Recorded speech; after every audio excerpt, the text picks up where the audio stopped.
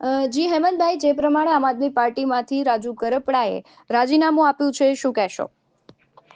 ચોક્કસ અમારા સૌ માટે આઘાતજનક વાત છે કે રાજુભાઈ જેવા અમારા લડાયક સાથીએ આજે કોઈ અંગત વિષયોને લઈ અને આમ આદમી પાર્ટીમાંથી રાજીનામું આપ્યું છે। ગુજરાતના ખેડૂતો ખૂબ આશાભરી નજરે રાજુભાઈ સમક્ષ મીટ માંડીને બેઠા હતા। એવા સમયે રાજુભાઈનું રાજીનામું છે એ સૌ માટે ચિંતાજનક વાત છે। જે પ્રમાણે હેમંતભાઈ, હાલ ચર્ચાઓ થઈ રહી છે કે આમ આદમી પાર્ટીમાં ક્યાંક આંતરિક જૂથવાદ છે, અને બીજી તરફ એવી પણ વાત થઈ રહી છે કે ભારતીય જનતા પાર્ટીનું પ્રેશર હોવાથી રાજુભાઈએ આ નિર્ણય લીધો છે। તમને શું લાગી રહ્યું છે? જે પ્રમાણે હું રાજુભાઈને ઓળખું છું એ પ્રમાણે જૂથવાદ તો ક્યાંય હોય એવું મને લાગતું નથી। રાજુભાઈ અમે ખૂબ સાથે કામ કર્યું, પરંતુ 108 દિવસ જેલમાં રહ્યા બાદ ક્યાંય ને ક્યાંય કોઈ વિષય હોય તો એ તો રાજુભાઈ જ જણાવી શકે। પ્રવીણભાઈ રામે જે પ્રમાણે વાત કરી એ પ્રમાણે અંદર જે ખેડૂતો હતા કે જે નેતાઓ હતા એમને ખૂબ યાતનાઓ આપવામાં આવતી હતી। બની શકે કે જેલના દિવસોના કારણે કે જેલની ઘટનાઓને લઈને પણ રાજુભાઈ ક્યાંય ના ગમવા છતાં આવું પગલું ભરવું પડ્યું। જે પ્રમાણે હેમંતભાઈ, હાલ જે પરિસ્થિતિ સર્જાઈ રહી છે, આમ આદમી પાર્ટીને ખૂબ મોટું ભંગાણ થયું છે, શું લાગે છે 2027ની ચૂંટણીમાં અસર કરશે?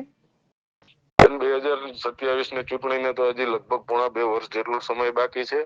રાજુભાઈએ રાજીનામું આપ્યું કે કોઈ નાનો કાર્યકર પણ રાજીનામું આપે 100% પાર્ટીને નુકસાન જતું હોય, પરંતુ આ ગુજરાતના રાજકારણમાં, દેશના રાજકારણમાં પ્રથમવાર બની હોય એવી ઘટના નથી।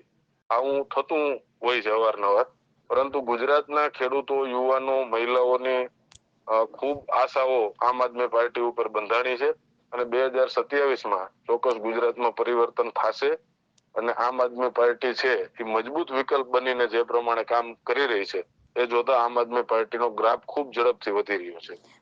છેલ્લો સવાલ હેમંતભાઈ એ પૂછવો છે કે આમ આદમી પાર્ટીના દિગ્ગજો જે નેતા છે બધાની પ્રતિક્રિયા આપી છે, પણ ગોપાલ ઇટાલિયા કેમ મૌન છે?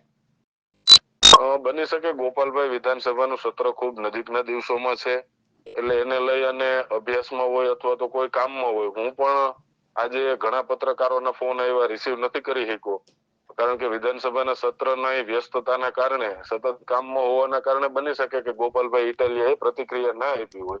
પરંતુ ગોપાલભાઈ માટે પણ આ ખૂબ આંચકાજનક વાત છે કે રાજુભાઈ જેવા લડાયક સાથી અમે સૌએ જે ગુમાવ્યા, એમનું દુઃખ બધાને હોય। જી હેમંતભાઈ, આપ જોડાયા તે બદલ આપનો ખૂબ આભાર।